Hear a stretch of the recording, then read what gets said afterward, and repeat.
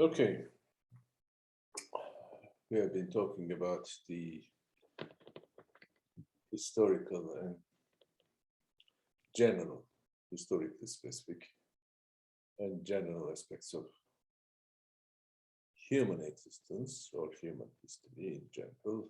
Human beings are at all times and places rational, in the sense that they have the power of using their reasoning, ability of reasoning, faculty of reasoning, actually. But other than that, in different types of societies or different modes of production, human beings may behave in different ways. So to some extent, human beings can be seen as plastic in the sense that they are to be shaped, at least, by the material conditions in which they live, but to other extent, they are not. They are not changing. They have this constant future. And this difference between historically specific and general aspects of human history actually was explained by, of course, I cannot find it again. Okay. Oh, I have found it, but again, lost it. Ah, okay. It's here. Okay, sorry. So E.K. Hunt, an important Marxist, has this diagram that shows the levels of generality in Marx's abstractions. You know, these abstractions, the levels of generality can be seen as a kind of concentric circles. You know, in this, let's see, A circle, we have the social relations and relations with nature. Social relations and relations with nature is the most important and constant part of human existence. You know, social relations are the property relations in general, and they exist in whole of the human history, and they actually refer to the active interaction between human beings and nature, and also between human beings and other human beings. So both social and natural settings are important in understanding these social relations of production in general. Here, of course, the term production should be understood in the production of human lives in general, not simply goods and services or commodities. And then in a less general level, we have the circle B, which shows the private property, you know, in at least Marx's historical materialist account. You know, the change starts with the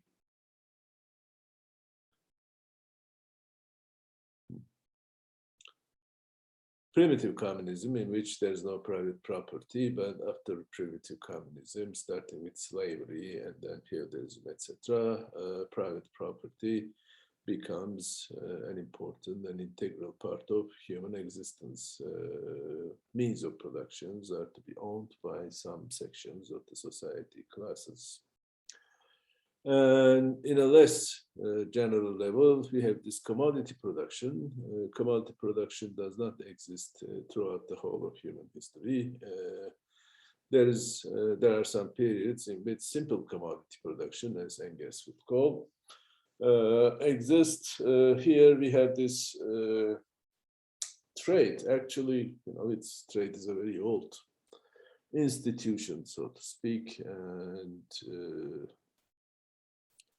starting with the ancient civilizations, actually, you know, the Mesopotamia civilizations especially long distance trade. But here again, if we consider Polanyi's famous distinction between embedded and disembedded economies, before capitalism, almost the whole of human history can be seen as a form of embedded economies. You know, economic activities are important, but still these economic activities are not governed or determined by the motives of gain and fear of hunger, but they are determined or at least controlled by political institutions, you know, political villages. Even the primitive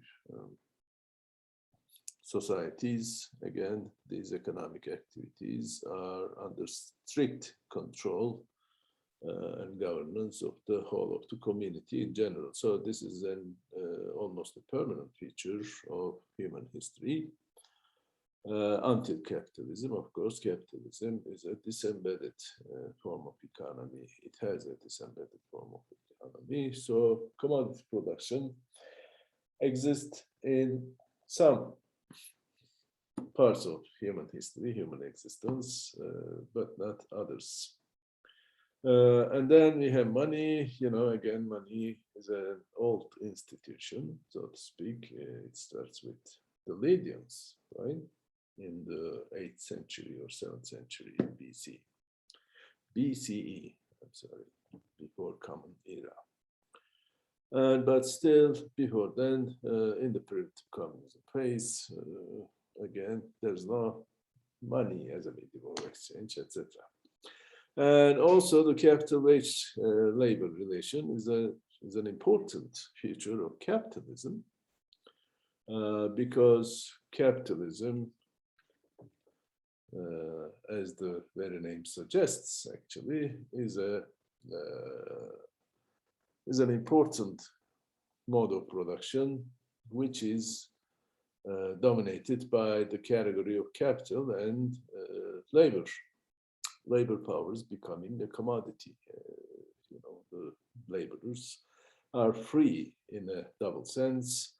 One, they have the freedom of making contracts so that they sell their own labor power in a voluntary way, but at the same time, they are free from the means of production, which means that they don't have any kind of means of subsistence other than their own labor power. So they have to sell their own labor power in the market.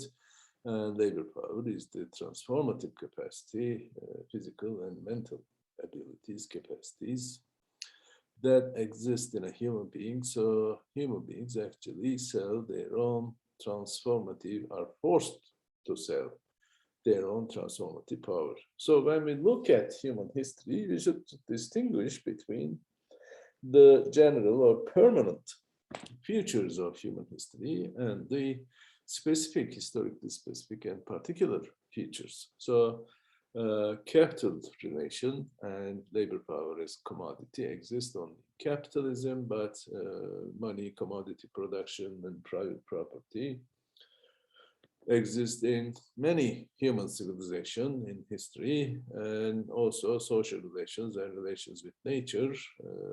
Basically, the general aspect of human existence in any kind of mode of production or society. We have these things because human beings are, by definition, by their essences, are trying to produce their own lives, which means constant interaction with nature and with other people in the society, so that we can realize our own essences. This is the process of objectification, as Marx calls it. So basically, the process of objectification is a permanent aspect of human existence. But alienation, on the other hand, emerges with the emergence of private property, because some of the items that are produced by human beings are expropriated through sheer force, basically, so that they are separated from what they produce, from what they make them, human beings, according to 1844 manuscripts. So in this case, we can say that alienation is coupled with the emergence, with the rise of private property in general.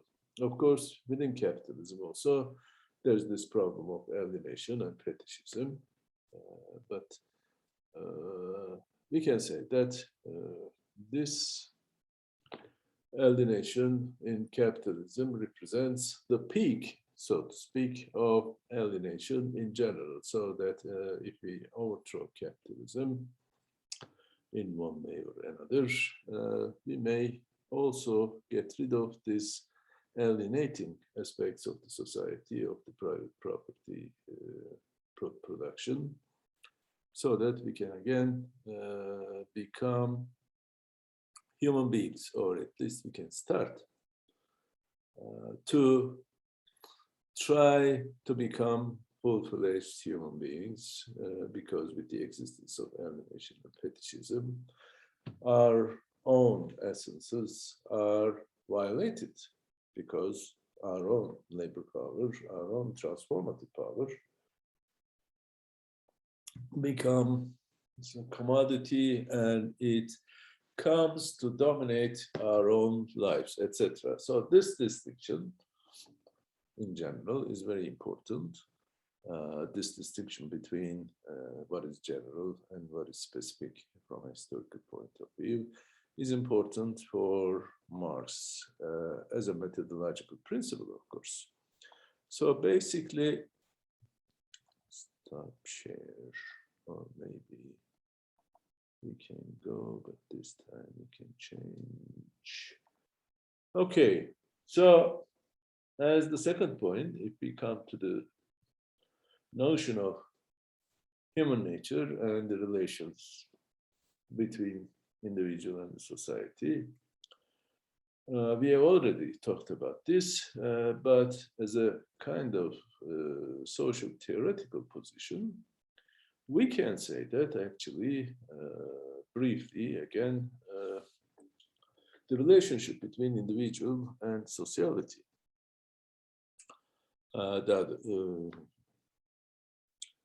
are full of contradictions, or human existence in general are full of contradictions. Of course, we know that human beings, according to Marx, of course, are political animals, zoon politikon. This is the original code from Marx. But still, the human existence is full of contradictions, tensions, even conflicts, basically. One contradiction in the Hegelian sense, of course, as the violation of the principle of non-contradiction, or excluding the middle. So even if we are all social beings, we also consider ourselves as individuals, and even more important than this is that our own identity, individual identity, is actually a social product, in the sense that we create it in an active way through constant interactions with society. Sometimes society constrains what we do and what we are thinking even. And sometimes we rebel against social rules, norms, etc. So that throughout this constant interaction, constant tensions between individual and society, individual identity is to be formed by human beings. So individual human beings are both individuals and social beings at the same time. This is important because, unlike the neoclassical economics, for example, in which individual is the most important category because he or she is capable of making choices in the best way, etc. In the Marxian thinking, or in the tradition of political economy in general, Individuals are also social beings, and the totality of the society, to some important extent, determines individual behavior, or at least conditions or shapes individual behavior. And in return, of course, individual has the ability to affect or even change the society itself. So this is society or social structures or relations usually constrain individual action, but at the same time, they enable individual action because our place, for example, in a position, our position and practice system, you know, our jobs, vocations, etc., are also important in enabling the individual to act in a specific way. You know, as a university professor, I can say many things. If a student would say these kind of things, the results could be so different, not good for the students, but I'm privileged, so to speak, to say certain things, to talk about Marx, for example, in the class, etc., whatever. So basically, this position practice system is important in determination of individual action. It enables individual action depending on your place within this system. You can act freely, but sometimes even mostly unfreely, so to speak. This is the second, actually, tension or contradiction within the human realm between freedom and necessity. Are we free beings? You know, remember Hegel in his cunning of reason argument. He argues that there's no such thing as free will because, you know, everything is determined by necessity, by the actions, so to speak, of the spirit, etc. So basically, we are not free. We are simply puppets, even, in this process, human beings. Of course, in Hegel, human beings are important because throughout human thinking, the spirit can achieve its own self-consciousness, but still, everything that we do, everything we create, everything we destroy, etc., is a result of some process that is determined by the needs of the spirit, so to speak. So basically, the problem is, on the other hand, for example, in the Kantian understanding, freedom is an important feature of the human realm. The realm of nature is characterized by the existence of necessity of natural laws, etc. But on the other hand, human realm is to be characterized by the existence of freedom, no matter what. So it's a most radical notion of individual freedom, human freedom in general. But in Marx, to some extent, individuals are free, but some other times they are not free. We are both free and unfree. You know, there's this colorful quote from Marx's work, the 18th Brubaire, if I remember correctly. Human beings make their own history, but not under the circumstances chosen by themselves, but under circumstances directly encountered, given, and transmitted from the past. We are free and also not free. Why? For example, social relations are important, right? In a capitalist society, we have to have a place that is determined by our relationship with the means of production, mostly.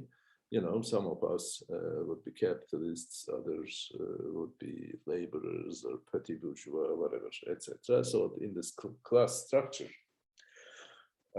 system, our place is important in determining or at least shaping our own behavior, or at least this the place in the class structure system to very much, to a great extent, determines our own actions, even if we consider ourselves as free.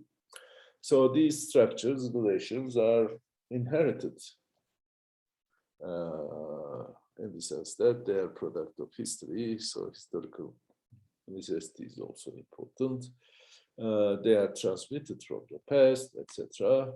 But still, human beings have the capacity in general to make their own history. They are capable of changing history. They are capable of changing society. So this is an important contradiction, again, between freedom and necessity. And is this bad? No, actually, it is what makes human beings as powerful beings, in the sense that they have the ability of changing the state of affairs, changing the society, changing nature, changing themselves, etc. So basically, but our own existence is subject to contradictions and changes, becoming, etc. So this is another aspect. And one other contradiction, which is particularly important for the social theory that Marx adopts, is the contradiction between agency and structure. Agency means the power of making a change, however small, in the state of affairs, in the nature, etc. And structures do constrain, actually, but at the same time, they enable individual human action. So basically, even in order for individual conduct to exist, we need these kind of social relations and structures and institutions and so forth.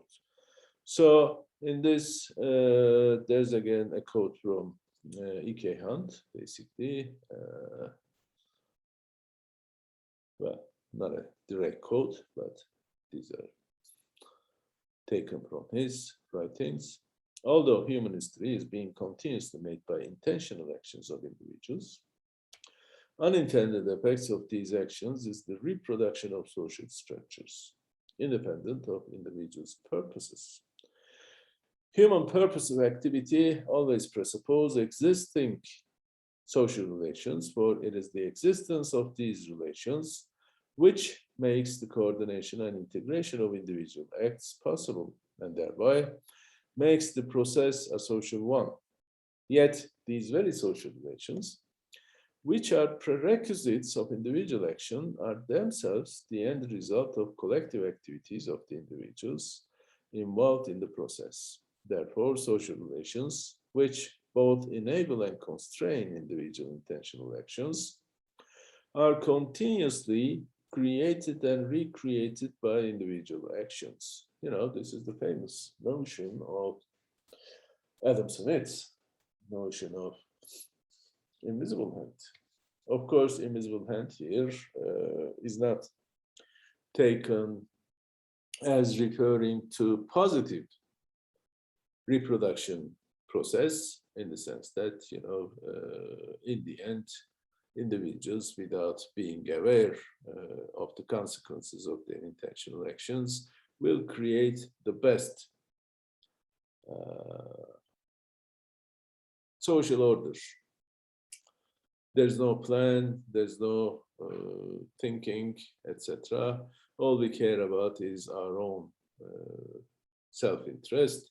But on the basis of this self-interest, we act, and the unintended, unplanned, unwanted consequences of these intentional actions will bring about some kind of social order. Marx would agree with this, but he also rejects this positive side because, you know, the road to hell is paved with good intentions. Intentions do have some unintended consequences, but it is not the case that these consequences will be always positive in bringing about the best social order or social relations, etc. So here the point is that that we already mentioned actually, is that the dynamic or dialectical, if you will, relationship between the individual and society. Social structures do constrain individual action, of course, but at the same time, they enable us to act in certain ways. So it's a blend of intentional and unintended consequences of these intentional actions. And so that makes actually society is a complex whole, complex totality. So again, this is a kind of contradiction. We are both free and unfree, etc. And also, of course, the last but not least, these contradiction between human essence and existence is another important contradiction, which is more intense in a capitalist mode of production, of course. And human essence, the inherent developmental potentiality that every human being has, when that development proceeded in the natural or proper way. But if the conditions, material conditions, as Marx would say, in which we live, do not permit us to realize our own potential, then we have this contradiction. And in any almost mode of production that is based upon private property, we have this alienation process.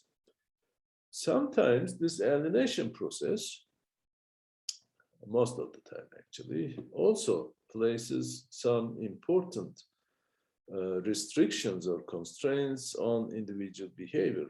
Adam Schaff, for example, Czech Marxist in the 1960s, argued that this is a kind of alienation of the tradition, reification of social structures. Human beings are free in their actions, but the existence of alienation makes us to be trapped, so to speak, within some certain relations of production. If we are laborers, our own labor power becomes a commodity. We must sell it in order to survive. So it means that we have a specific place in this relationship between capital and labor, independent of us, independent of individuals, that goes behind the backs of individuals, they say. But this means that our own freedom was lost, actually, right? Basically, because it is the existence of this specific social relation, economic relation, at the same time, relation of production, that makes us unfree. Here, maybe we can distinguish between two forms of being not free in this sense. On the one hand, Marx argues that as a certain inherent aspect of humanity, the general aspect of humanity, we have this relationship with society. Society always constrains us, but at the same time, it allows us to act without social relations or social institutions. Our own actions could not be possible. So society both restrains and enables individual action. This is a general aspect of human existence. We can find it in any social organization or in any mode of production. This is the permanent and inherent part of being human, right? Basically.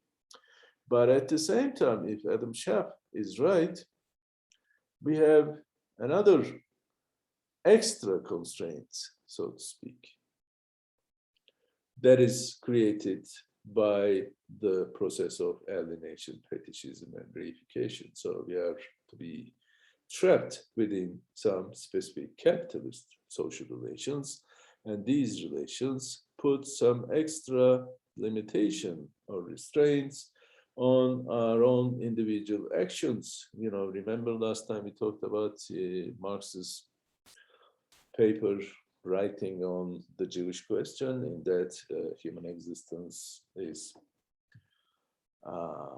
separated into two big parts, so to speak. On the one hand, we have to act like rational economic beings, Homo economicus, within the limits of the market, and outside the markets, we can also affirm our own connectedness, our own sociality by maintaining relations with our relatives, with our people, fellow citizens, etc. So it's a form of a kind of double existence, even a kind of schizophrenic existence for human beings. In the market, we have to act like individuals who care about their own self-interest. On the other hand, in the political realm, we can act like social beings who tries to realize their own potentialities, etc. So within the market, we become prisoners in a metaphorical sense, right?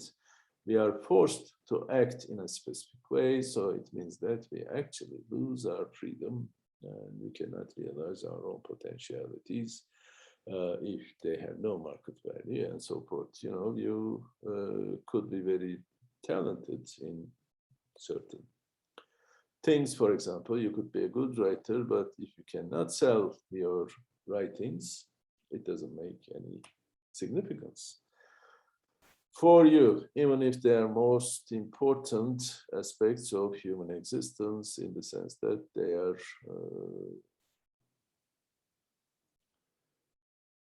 appropriate vehicles for human beings to realize themselves, their own essences, etc. So in that sense, the alienation of tradition, alienation of social beings are increased, so to speak, by capitalism. So we are free in a general sense, and we are also unfree, again in a general sense, but we are even unfree in the sense of alienation. Alienation actually robs us from our own freedom at the same time. This aspect of capitalist social relations is called by Max Weber as the iron cage, right? In a capitalist society, we are forced to act in a specific way. In his famous book, Protestant Ethics and Capitalism, and the Spirit of Capitalism,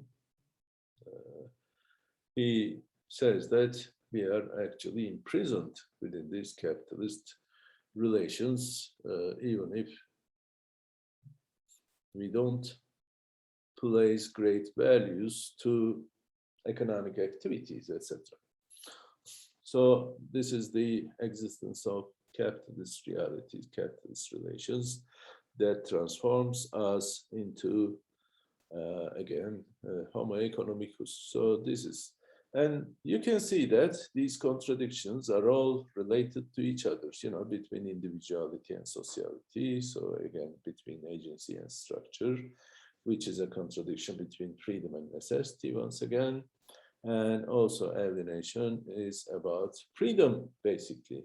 To what extent are we free? We are not free in a capitalist society because of the existence of alienation and fetishism.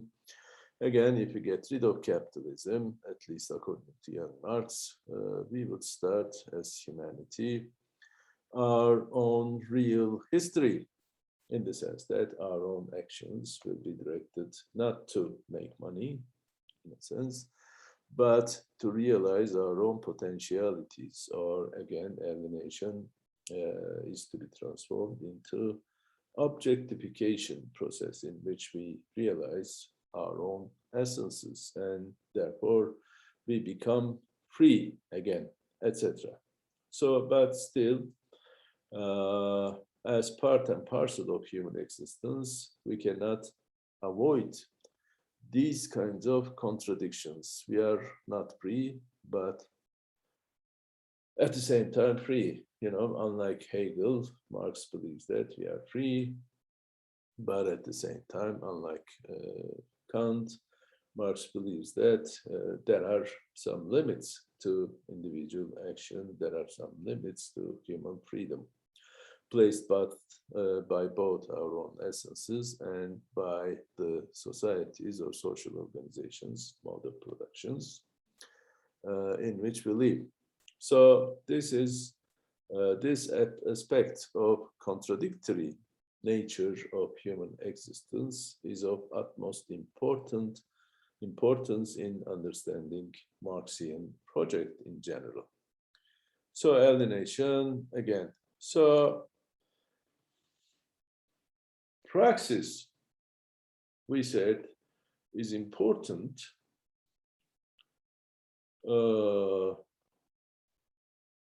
in Marx. This praxis process is the objectification process or labor process in general, in which human beings act and they realize our own essences. So this is the most important aspect of human existence, or as to the relationship between society and individual, aspect of Marx's thinking. So in that sense, once again, if we want to return to our discussion about historical materialism, once again, we can see a different picture from a more deterministic presentation of historical materialism. Remember, according to historical materialism, a mode of production consists of two parts. One is the economic base, which determines the other parts, superstructures, ideological superstructures sometimes.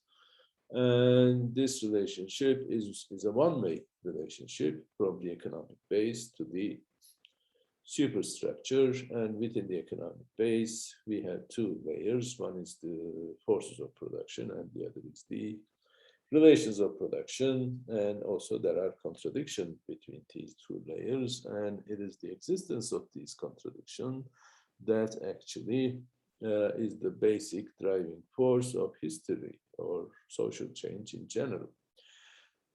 But still, if we consider especially young Marx, 1844 manuscripts and other early writings, we can see a different picture, because here there's a greater emphasis on human freedom, within the deterministic historical materialist accounts. Almost there's no place for human free action. We are like puppets, just like the Hegelian fashion, who must act in certain ways, the ways that are determined by our place within the mode of production, within the relations of production in general. So there's no such thing as individual freedom or even individual free will. Even if we think ourselves as free beings, we are not actually free. Once again, we resort to the cunning of reason arguments. But on the other hand, if we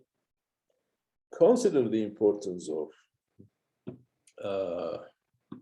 the notion of freedom, maybe it's a Kantian theme rather than Hegelian, we can see a different interpretation. We can come up with a different interpretation, and even Marx himself, towards the end of his life, would seem to adopt this kind of a milder interpretation of historical materialism.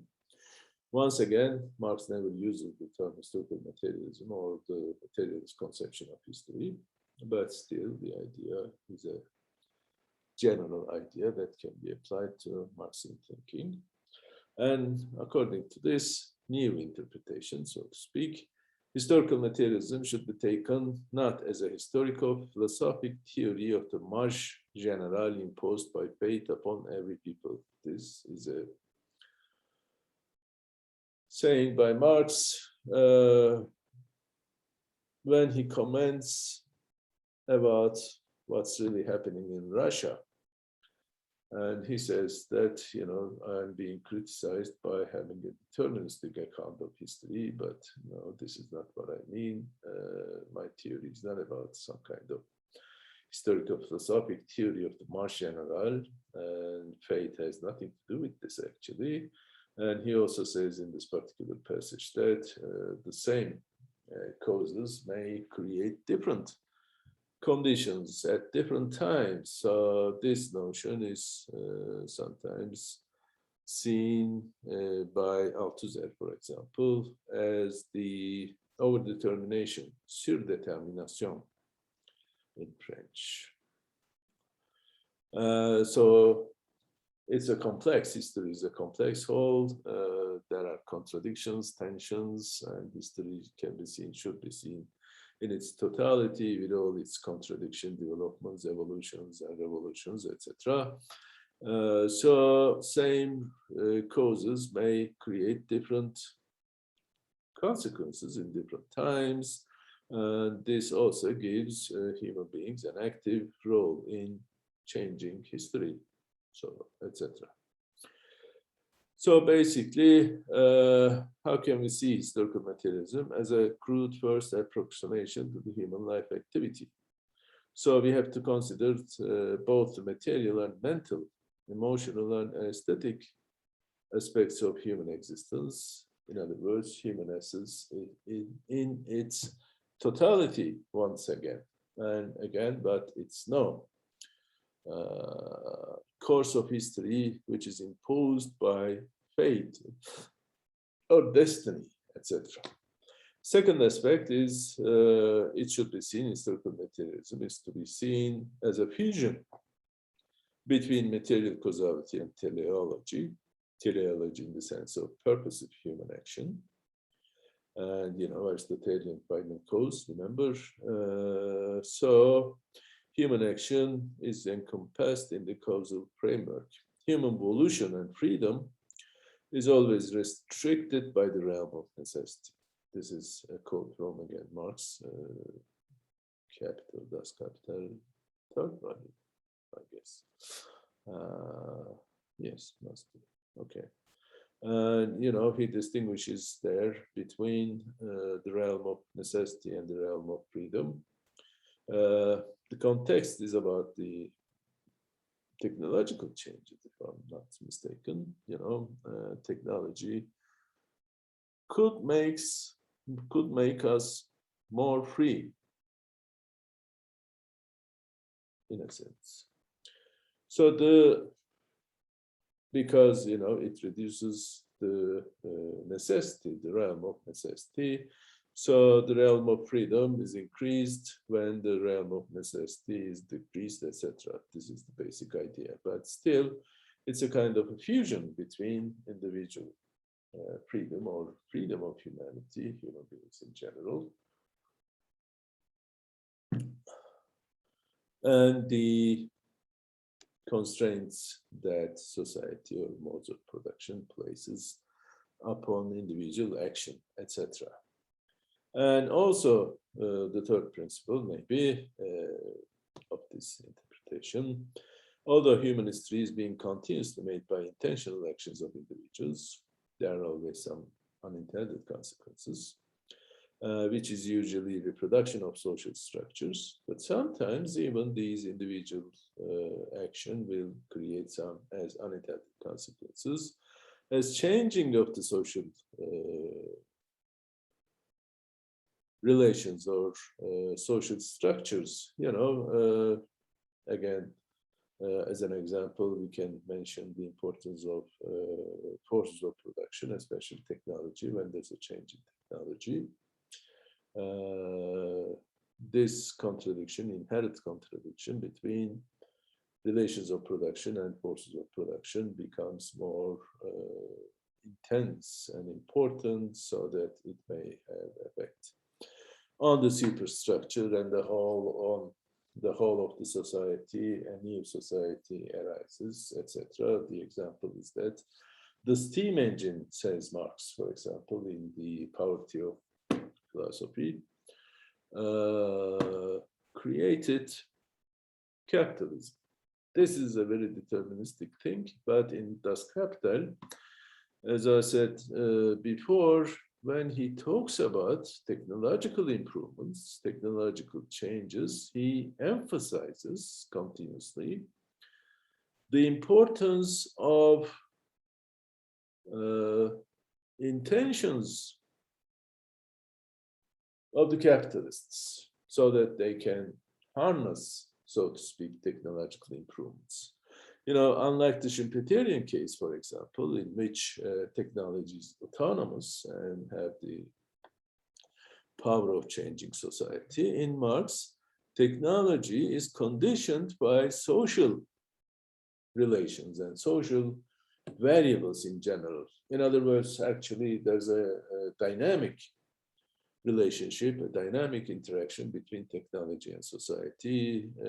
Technological improvements are made necessary by social changes, and in return, these changes in technology will bring about changes in the society at the same time.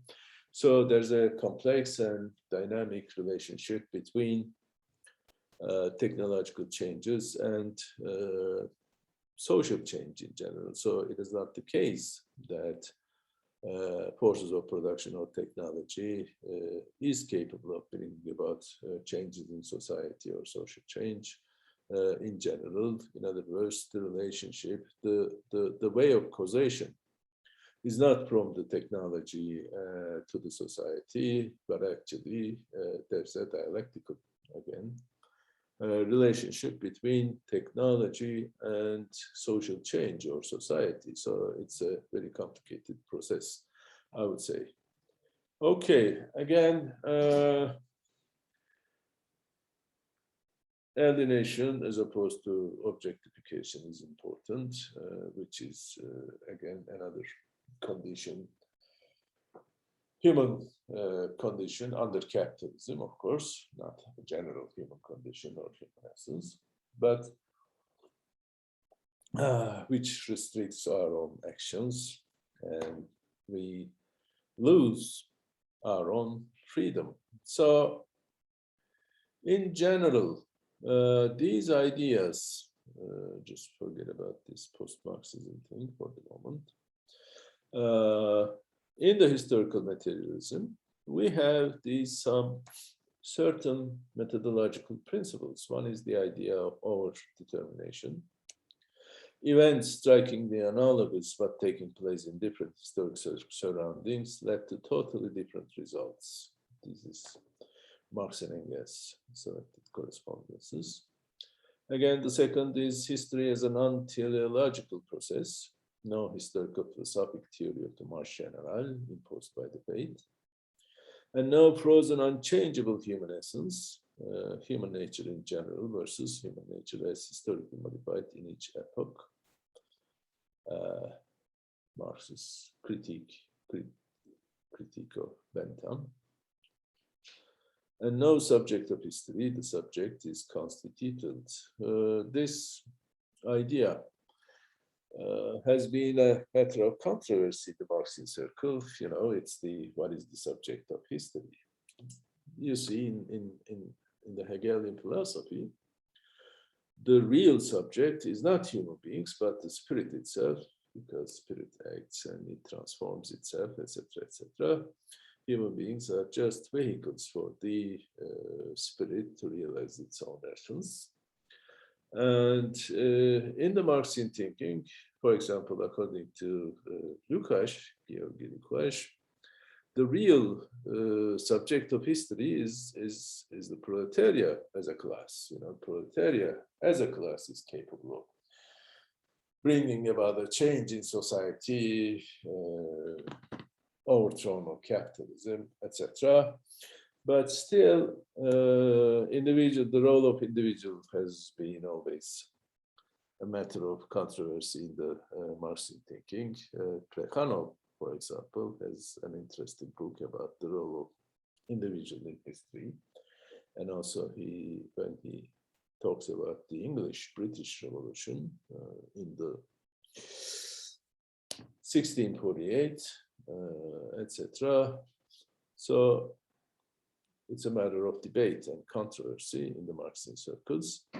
But still, we can say that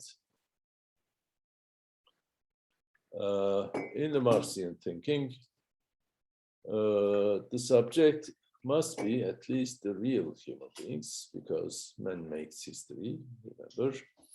And he says here, again, another quote from Marx's early writings: man's individual and species life are not two distinct things. However much the mode of existence of individual life is a more particular or a more general mode of the species life, or species life a more particular or more general individual life.